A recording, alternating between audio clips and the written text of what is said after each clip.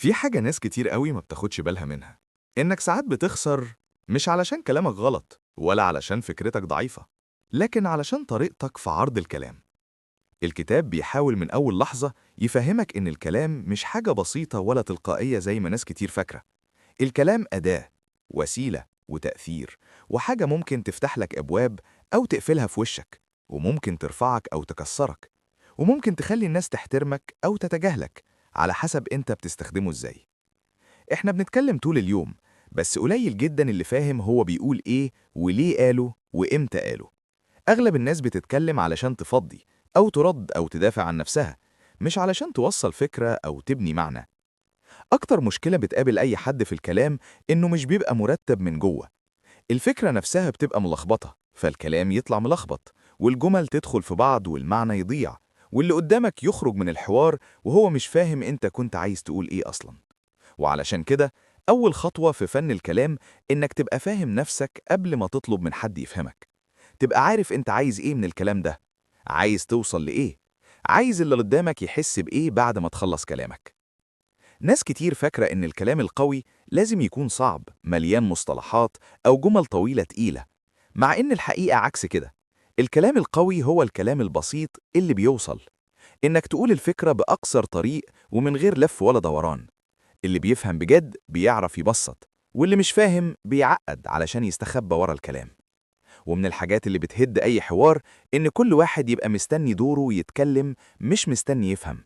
تلاقي اتنين قاعدين كل واحد فيهم بيكلم نفسه بصوت عالي ومحدش سامع التاني. السماع في حد ذاته مهارة، ومش أي سكوت يبقى سماع. السماع الحقيقي إنك تكون حاضر، مش بتجهز ردك ولا بتفتش على غلطة ولا مستني تمسك كلمة وترد بيها. لما تسمع بجد بتفهم بجد، ولما تفهم بتعرف تتكلم صح. وفي فرق كبير بين إنك تشرح وإنك تبرر. الشرح بيبقى هادي وواضح، إنما التبرير دايما بيطلع من ضعف أو خوف. اللي واثق من كلامه مش محتاج يبالغ ولا يعلي صوته ولا يكرر نفسه 10 مرات. الهدوء في الكلام قوة مش ضعف، وقلة الكلام أحيانا أبلغ من كلام كتير ملوش لازمة. ومن أكتر الحاجات اللي بتبوظ العلاقات سوء استخدام الكلام. كلمة في وقت غلط أو بنبرة غلط أو بأسلوب جارح ممكن تفضل مع اللي قدامك سنين. مش كل حاجة تتقال، ومش كل حقيقة لازم تتقال بالطريقة نفسها. فن الكلام مش إنك تقول اللي إنت عايزه وخلاص. فن الكلام إنك تختار الطريقة اللي ما تكسرش اللي قدامك ولا تقلل منه. وبرضه في جانب مهم جدا، إنك تعرف توقف كلامك إمتى. مش كل نقاش لازم يكسب، ومش كل جدال لازم يكمل، ومش كل شخص يستاهل تشرح له. في مواقف السكوت فيها أذكى رد، وفي مواقف تانية الانسحاب انتصار مش هزيمة. اللي فاهم قيمة نفسه ما يضيعش طاقته في كلام ملوش نتيجة. وفي الشغل وفي الصحاب وفي البيت الكلام بيفرق أكتر من ناس متخيلة. ممكن تكون شاطر جدا بس مش عارف تعبر فيعدوك، وممكن تكون أقل شوية بس عارف تتكلم فتتقدم. مش لأنك أحسن، لكن لأنك عرفت توصل اللي جواك. الكلام مش خداع، الكلام توصيل.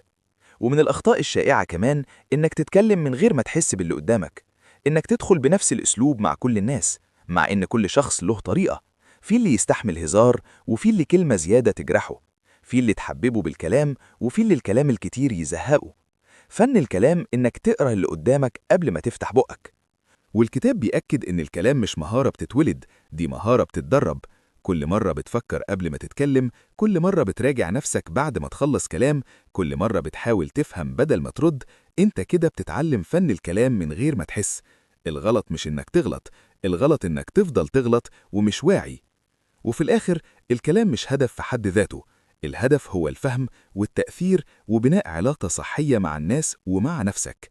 لما تتكلم وانت صادق ومرتب وهادي ومش مستني تصفيق، كلامك هيوصل.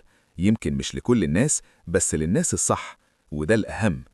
وفي نهاية الفيديو، لو حسيت إن الكلام ده لمس حاجة جواك أو فكرك بمواقف حصلت لك قبل كده، اشترك في القناة علشان يوصلك محتوى شبه ده، يساعدك تفهم نفسك أكتر وتتعامل مع الناس بهدوء ووعي، ومن غير ما تضيع طاقتك في كلام ملوش لازمة. وسيب تعليقك، قولي أكتر موقف حسيت فيه إن كلمة واحدة فرقت معاك، سواء للأحسن أو للأسوأ.